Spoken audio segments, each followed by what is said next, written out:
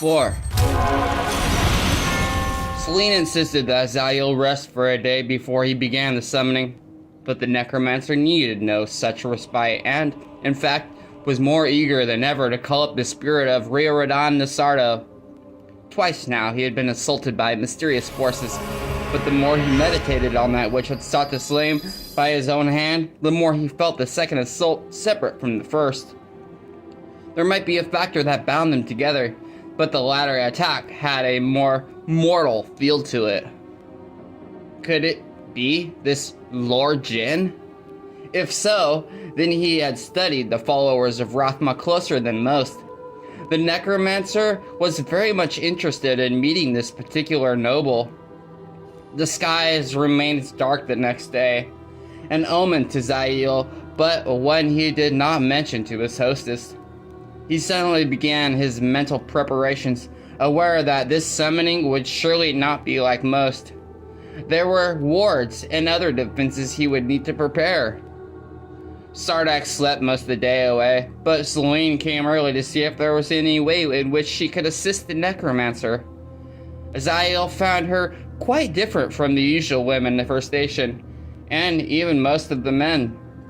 That had to do with more than merely her gift, something the Rathmanian had run across on occasion when dealing with other nobles. Selene Nasardo was strong of personality and will, and braver than many others. Humbart Wessel was a perfect example. Selene's initial shock did not give way to abhorrence, but rather fascination. When she returned in the morning, she greeted the skull as if he were as much of a guest as Zael, an act which tickled the spirit to no end. Humbart would have regaled her with story after story of their adventures, somehow with him taking the physical lead, but a glance from the necromancer cut him off. He also kept the promise that Zael had forced out of him after the noblewoman had departed following the attack, that Selene was not to know what had really happened. Under normal circumstances, Zael would have needed little time before commencing. But with all he had so far experienced, and the fact that Selene's husband had not answered him during the necromancer's excursion into the netherworld, the Rathmanian wanted all factors in his favor. The hour after midnight, he finally informed Selene and her just waking brother, before the place of burial. That would be below the house, in the crypt. Zael had assumed that House Nasardo had such a place, and suspected that it was the nexus to which the souls he had discovered had been drawn. Good. Then, from somewhere without, a great bell rung once, twice, 3 times. It had a finality to it that caught the necromancer's interest immediately. The bells, muttered Selene, eyes narrowing sadly. She glanced at Sardak, who was, for once, sober. King Cornelius is finally dead. Took long enough, Sardak replied. When I die, I want it to be quick, not lingering for weeks like that.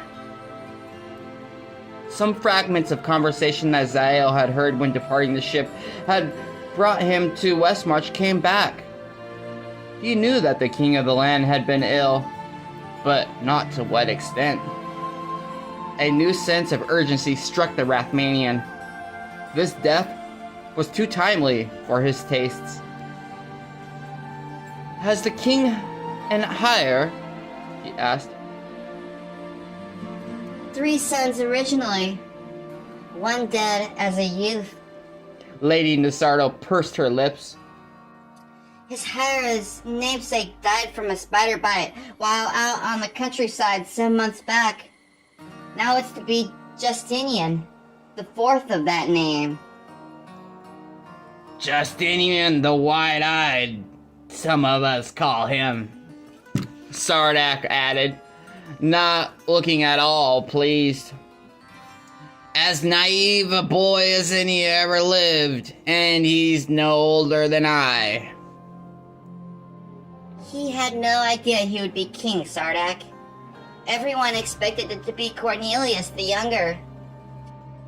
Which will not help Westmarch at the moment, sister.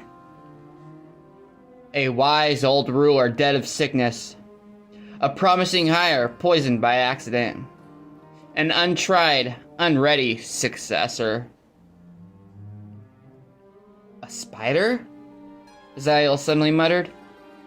A poisonous spider? Are they common here? Actually, very rare, but... Celine got no further, for just then a white-haired female servant appeared. Wringing her hands and trying not to look at the necromancer, the servant announced, Mistress, General Torion is at the door. General Torion? The noble woman looked perplexed. Perhaps he comes to spirit you off to Ingstein, dear sister. Should I pack your things? Hush, Sardak. Fiona, please tell the good general that I really haven't the time. Surely you do. At least this day. Boomed a voice from behind the servant. Fiona let out a squeak and rushed away. In her place there came an epitome of a polished, capable soldier that stories spoke about, but whom Zael had never actually met in life. General Torion had flowing brown hair brushed back over his shoulders and trim beard with a hint of gray in it. His aquiline face sported a small scar below his left eye, one of a brilliant blue pair. He stood a head taller than Zael, and was likely a third again as broad in the shoulders. He was not a giant like Polth, but the cat-like ease in which the veteran officer moved made Zael suspect that the bodyguard would have been on the losing end of any battle between the two. The Nasardo's visitor was clad in a red uniform with a golden breastplate. In the nook of his left arm he carried a plumed, open-faced helmet. High boots, a sheathed sword with a rounded guard made up the rest of his ensemble. Torion! Declared Celine, recovering. To what do we owe this honor? The commander had first smiled upon seeing her, but now his aspect turned much darker. You heard the bells. The old man actually passed away last night, but we spent all this time preparing. Justinian's going to need the support of the majority of the nobility from the outset, and all agreed that your word from him would go a long way toward getting that. We don't want a repeat of the Cardulus insurrection. What happened then? Zael asked. For the first time, Torion, like the necromancer, he seemed to have no other name, appeared to register the black-cloaked figure. The general started to draw his sword. By the church!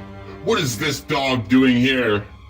Celine, has he taken control of your mind? Sardak immediately stepped out of any possible path that the man might take in charging Zael. Celine, on the other hand, stepped directly between the officer and his intended target. Torion! You forget yourself, General! His reaction was immediate.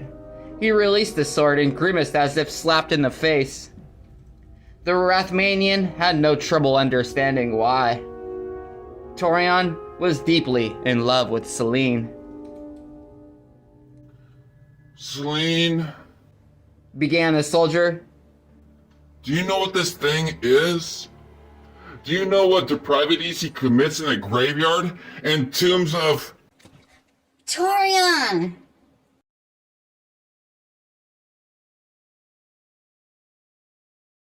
He quieted but continued to glare daggers at the necromancer. The Rathmanian's hostess indicated him and said, This is Zail. He is here at my behest. I think you know why. That trouble with Lord Jin? Celine, if you would just grant me the honor, I've asked more than once.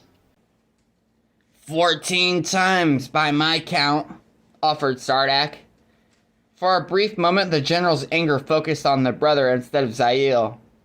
Then, as I was saying, if you would just grant me that, this would no longer trouble you. Torian, Nisardo is my family legacy.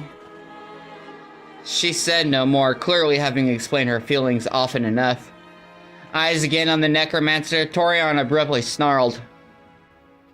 If any evil befalls her, I can trace it to you, dog. I'll have your head. In response, Zail only nodded. Before the encounter could become violent again, the noblewoman said, Give the council my word of my support of Justinian. I believe him to be good for Westmarch. He lacks confidence mostly, Torian, and I think you can help him there. It's good of you to say so. He clutched tight the helmet, his face showing a different concern. Celine, come to me if you need any help. And be wary around this grave robber. Torian. Recalling himself, the general clicked his heels, bowing to her at the same time. He gave Sardak a cursory nod and utterly ignored Zail as he departed. That man has a taste for the dramatic entrance, Celine's brother concluded with some mirth. I swear, he timed it as so just to arrive just after the stroke of the bell. I wonder if he had to wait outside for a while beforehand. Torian is a good man, Sardak. I doubt our friend here would think so. He made a fair imitation of the officer's grand bow. I think I've overstayed my own welcome. If you need me, sister dear, you know where to find me. Celine did not look pleased. Yes, the hangman's noose. With that rabble. Be back before the time Zail told us. If you're not coming with us to the crypt, I'd at least like you near. Have I ever failed you before? The noblewoman kept her expression constant. I'll refrain from answering that. With another chuckle, Sardak moved closer and kissed his sibling on the cheek. With a mocking nod to Zail, he left the pair alone. I'm so sorry about the both of them. Celine shook her head. If you'd rather forget tonight and leave Westmarch, I'd understand perfectly. I will be staying. She brightened. Thank you. It is not merely because of your request, he told her bluntly. There are matters that I myself am curious about. Of course. I should have remembered that those of your calling are not normally found this far west in the first place, unless it's on some important matter. No, we are not. Zail found himself wishing that such was not the case. It would have been good if he could have found another of Rothma's servants.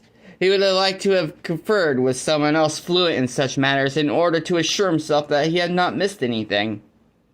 But it was too late to concern himself about that.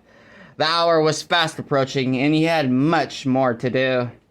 Can I be of any more help to you, Zail?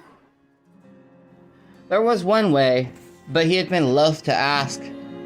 It was the first thing that might make her begin to regret having asked a necromancer for aid. Yet it had to be done.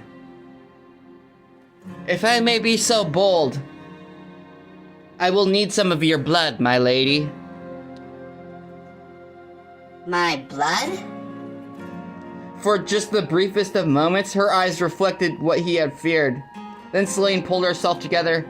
Anything for you. She stretched forth one smooth hand, turning it so the wrist was up. Take what you need.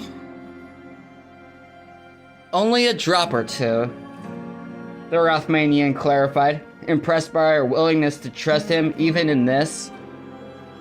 You are kin to Rioradon. However distant, your blood will help call him. I would have perhaps rather asked your brother. It's better that you didn't. I'm more than willing. Take it, Zael. There is no need to stand. I would prefer if you would sit, my lady. Please. To emphasize his desire for her to be relaxed, the necromancer held the nearest chair for her. Oh, you are a gentleman. She replied with a smile, seating herself. Thank you. An unfamiliar emotion coursed through Zael. He quickly immersed himself in the task at hand, taking from his belt a dagger and from a small pouch next to it a tiny smoke-colored glass vial. Removing the glove from his left hand, the Rathmanian began muttering to himself and tracing a pattern before his hostess. Fascination filled Celine's face. She said nothing, made no move. When Zael brought the point of the dagger to her palm, the noblewoman purposely held her breath, which further steadied her hand for the act. Zael pricked her palm. Blood pooled over the opening, but only for a moment. Defying the natural laws, it started coursing up the side of the blade, coloring it crimson. When Zael saw that he had what he needed, he pulled the dagger up. Then drawing another pattern over Celine's palm, he sealed the wound. You healed it, Zael. She whispered, touching the spot and finding no trace of the jab. I didn't think... We are servants of the balance. If we are to understand death and its repercussions, we must know something about life and its healing process. There are limits, though. As he talked, he maneuvered the tip of the blade over the minute bottle. Muttering under his breath, the necromancer released the blood. Zael watched in satisfaction as every single drop fell into the container. When he was finished, the dagger was spotless. Laying the tool to the side, the hooded figure stoppered the bottle. He looked up at Celine and hesitated. Framed by her rich red hair, the perfection of her features caught him by surprise. Why do you do that? The noblewoman asked. At first, he thought that she meant his staring. Her eyes, however, looked not at him, but rather his right hand. Why do you never take the glove off that one? Celine pressed. Always your left hand, but never your right. Ever both. She was observant. Too observant. A matter of form among those of my calling. He lied. Zael slipped on his other glove, then put the bottle in the pouch. If you will forgive me, my lady, I will need to continue the rest of my work in private. Celine nodded, but her eyes lingered over the right hand. The necromancer shifted it so as to remove it from her sight, and then, with a courteous bow, left her sitting alone. But not very alone. Pulse stood just outside the room, the giant bodyguard eyeing Zael respectively. He had clearly been nearby all the time, although even the Rathmanian had not noticed him.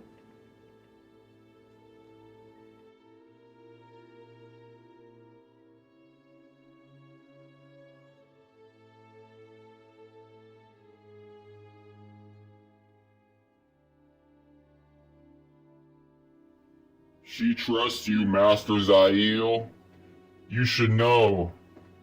That is much coming from her.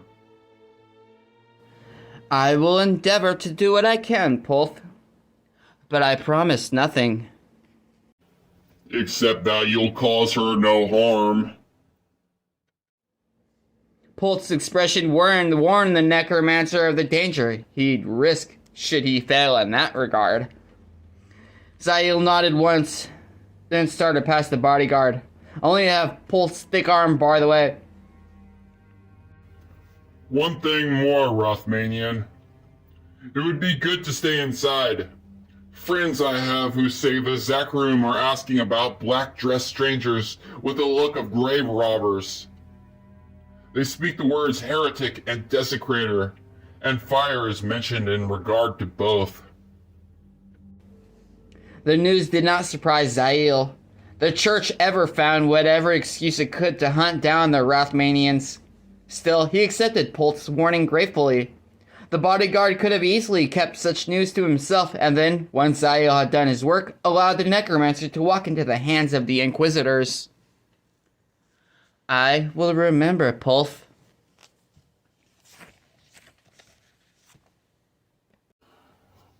I'll be with the mistress this evening, too. The giant added. Just to make certain. Of course. Bolt finally let him pass, but as Zael headed toward his quarters, he sensed the man's gaze following him long after he had stepped out of sight.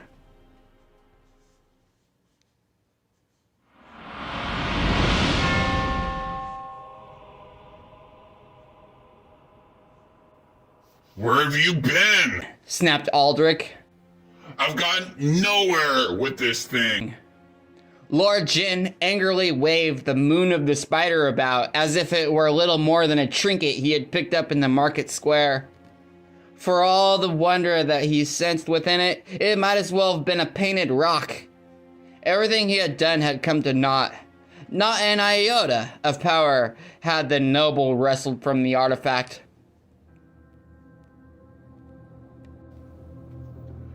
There were matters to attend to, my lord,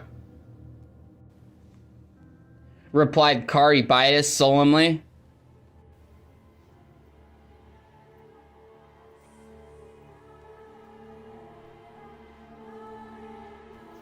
Besides, the night in question is not yet upon us. You must be patient.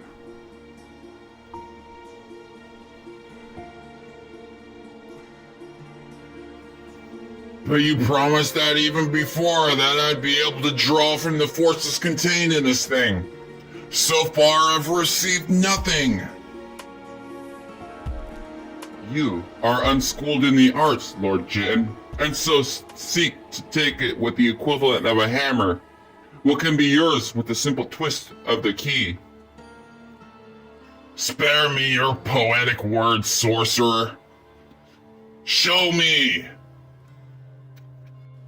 Caribitis looked about the chamber.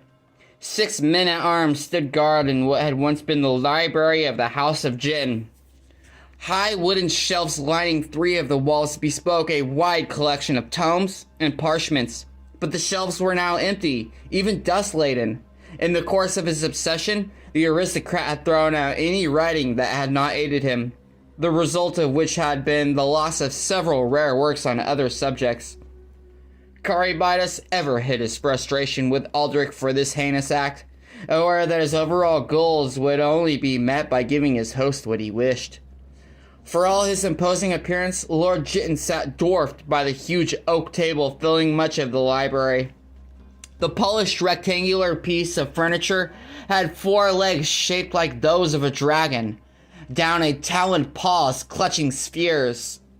Parchments lay scattered over the table, the wasted efforts of Aldrich's magical spells.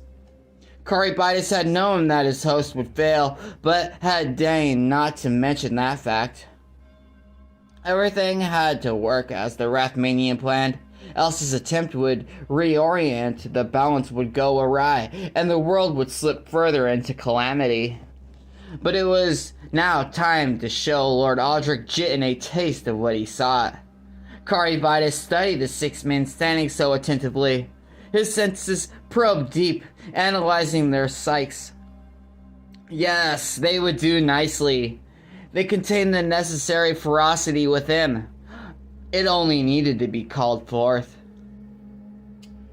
It is very simple, my lord. Caribitis signaled for the guard by the door to shut it, then strode toward the noble. Set the artifact squarely in your palms. The necromancer came around the table, stopping just behind Aldrich. He leaned forward in order to whisper in Lord Jitten's ear. The men here have served you well. They can serve you better through the moon of the spider. The noble listened as Caribitis explained what he needed to do. At first, Aldrich looked unsettled, but his expression quickly shifted to one of eager anticipation. The Wrathmanian stepped back the moment that he finished. Aldrich gazed up at his loyal followers, summoning around the table, but with a glance. Long in service of the Lord Jitten, they silently obeyed. None of them were aware of what had taken place in the ruins. Aldrich focused on the arachnid pattern, his thoughts mentally caressing each limb and outlining the body. As he stared, the shape seemed to move of its own accord. The legs stretched lamely as the spider within stirred to waking. Two bright red flashes, eyes, looked back at the noble, who grinned. Without warning, the spider abandoned its position. Yet in its wake, the shadowy form left a copy of itself. No sooner had the first moved away than the second followed suit. It also left a wake a duplicate, and that too moved on. None of those around him saw this astonishing magic. Aldrich gradually realized that, with the exception of Caribitis, none of those around him saw this astonishing magic. He almost said something, but the necromancer was suddenly there at his ear again. The blessing of Astraga is yours to bestow, my lord. The spiders now stood poised atop both the sphere and Lord Jitten's hands. Curiously, Aldrich felt no repulsion from their touch. He gazed at the shadowy arachnids, then focused. Each spider leapt up into the air toward one of the followers. Only at the last did the men appear to notice the creatures. Far too late for any of them to do anything but scream as the arachnids, growing larger as they flew, landed atop their heads. With rasping hisses, the blood-eyed spiders sank their legs into the skulls of the victims. The six stricken guards teetered back, some clutching in vain at horror on them, others simply trying to escape. None, however, made it farther than a few steps before falling to their hands and knees. Animalistic howls erupted from their lips. A transformation seized hold of each of Aldrich's chosen. Their backs began to arch and thicken. Legs grew wiry and feet all but disappeared. Their arms stretched and narrowed and their hands became splayed paws, but paws still able to grasp and ending in sharp nails designed for scoring flesh. In their frenzy, they began rending their garments, ripping off cloth and armor with equal ease, flinging everything about the chamber with wild abandon. Nothing, however, came within range of either Lord Jitten or Caribitis, the necromancer discreetly deflecting all. Then, from their chests, the two lower ribs on each side burst free. The mutilated men howled anew as blood and ichor spilled on the floor, but the wounds quickly healed, and the twisting ribs, now covered in flesh of their own, began sprouting thin, misshapen claws designed for both walking and climbing. The new limbs grew and grew until they were as long as the others, their claws finally slapping hard against the stone floor. At the same time, a coarse black fur sprouted over each man's face and form. Features contorted, stretching and reshaping, the ears and noses shriveled away, and, as Aldrich Jitten continued to watch in fascination, the eyes split apart over and over, clustering together like grapes in two macabre groups. Although the eyes, all the eyes, remained fairly human in appearance, save that both the whites and pupils were now all blood red, they glared without any compassion or sanity.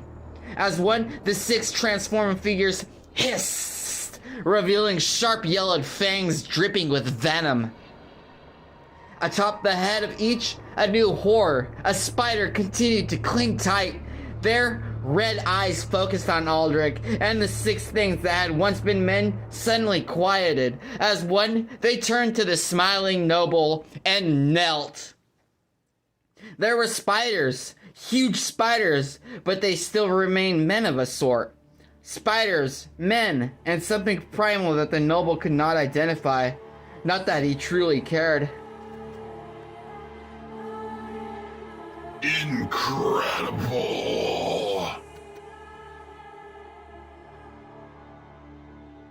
They have become the children of Astraga, who once numbered in thousands. Explained the necromancer, as if reciting to a class on history.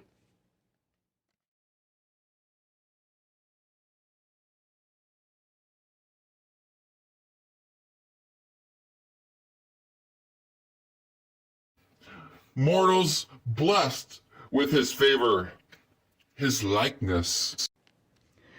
The children of Astraga bobbed up and down on their back 4 limbs.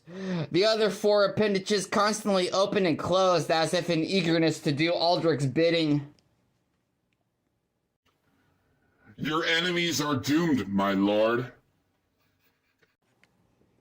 Corybitis muttered close.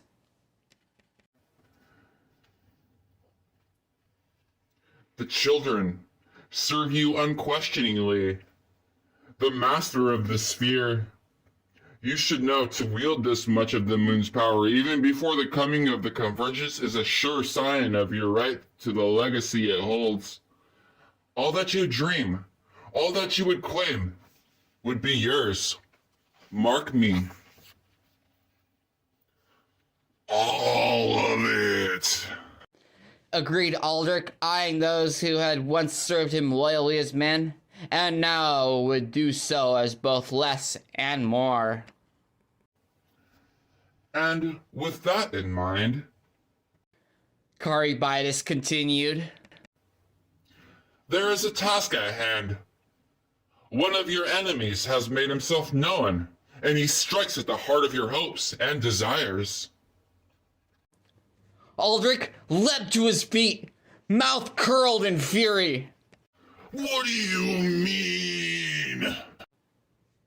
The Rathmanian's expression remained impassive. He is in the house of Nasardo, with the Lady Selene. Immediately, Lord Jin's baleful gaze turned to the monsters that had once been men. Corybitis nodded. Exactly as I was thinking, my lord.